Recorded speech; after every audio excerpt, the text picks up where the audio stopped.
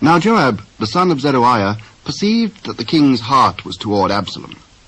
And Joab sent to Tekoah, and fetched thence a wise woman, and said unto her, I pray thee, feign thyself to be a mourner, and put on now mourning apparel, and anoint not thyself with oil, but be as a woman that had a long time mourned for the dead, and come to the king, and speak on this manner unto him. So Joab put the words in her mouth. And when the woman of Tekoah spake to the king, she fell on her face to the ground, and did obeisance, and said, Help, O king. What aileth thee? I am indeed a widow woman, and mine husband is dead. And thy handmaid had 2 sons, and they strove together in the field, and there was none to part them. But the one smote the other, and slew him.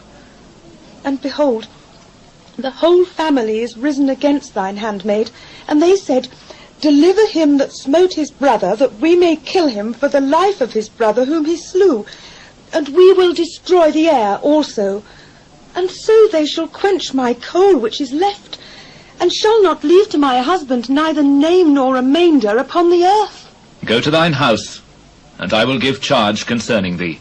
My lord, O king, the iniquity be on me and on my father's house, and the king and his throne be guiltless.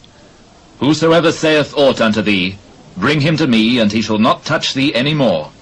I pray thee, let the king remember the Lord thy God, that thou wouldest not suffer the revengers of blood to destroy any more, lest they destroy my son. As the Lord liveth, there shall not one hair of thy son fall to the earth. Let thine handmaid, I pray thee, speak one word unto my lord the king. Say on. Wherefore then hast thou thought such a thing against the people of God?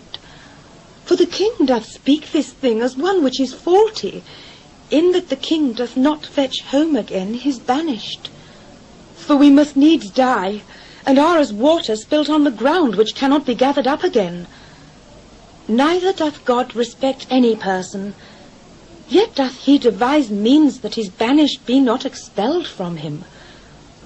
Now therefore that I am come to speak of this thing unto my lord the king, it is because the people have made me afraid. And thy handmaid said, I will now speak unto the king. It may be that the king will perform the request of his handmaid. For the king will hear, to deliver his handmaid out of the hand of the man that would destroy me and my son together out of the inheritance of God. Then thine handmaid said, The word of my lord the king shall now be comfortable. For as an angel of God, so is my lord the king to discern good and bad. Therefore the Lord thy God will be with thee. Hide not from me, I pray thee, the thing that I shall ask thee. Let my lord the king now speak. Is not the hand of Joab with thee in all this? As thy soul liveth, my lord the king, none can turn to the right hand or to the left from aught that my lord the king hath spoken. For thy servant Joab he bade me, and he put all these words in the mouth of thine handmaid. To fetch about this former speech hath thy servant Joab done this thing. And my lord is wise according to the wisdom of an angel of God, to know all things that are in the earth. And the king said unto Joab, Behold, now I have done this thing. Go therefore, bring the young man Absalom again. And Joab fell to the ground on his face, and bowed himself, and thanked the king. And Joab said, Today thy servant knoweth that I have found grace in thy sight, my lord, O king, in that the king hath fulfilled the request of his servant. So Joab arose and went to Geshur, and brought Absalom to Jerusalem. And the king said, Let him turn to his own house, and let him not see my face. So Absalom returned to his own house, and saw not the king's face. But in all Israel there was none to be so much praised as Absalom for his beauty. From the sole of his foot even to the crown of his head there was no blemish in him. And when he polled his head, for it was at every year's end that he polled it, because the hair was heavy on him, and therefore he polled it, he weighed the hair of his head at 200 shekels after the king's weight. And unto Absalom there were born 3 sons and 1 daughter, whose name was Tamar. She was a woman of a fair countenance.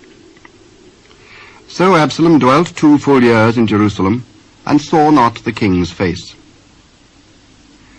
Therefore Absalom sent for Joab, to have sent him to the king, but he would not come to him. And when he sent again the 2nd time, he would not come. Therefore he said unto his servants, See, Joab's field is near mine, and he hath barley there. Go and set it on fire.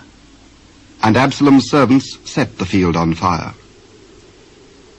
Then Joab arose, and came to Absalom unto his house, and said unto him, Wherefore have thy servants set my field on fire? Behold, I sent unto thee, saying, Come hither, that I may send thee to the king, to say, Wherefore am I come from Geshur? It had been good for me to have been there still. Now therefore let me see the king's face, and if there be any iniquity in me, let him kill me. So Joab came to the king, and told him. And when he had called for Absalom, he came to the king, and bowed himself on his face to the ground before the king. And the king kissed Absalom.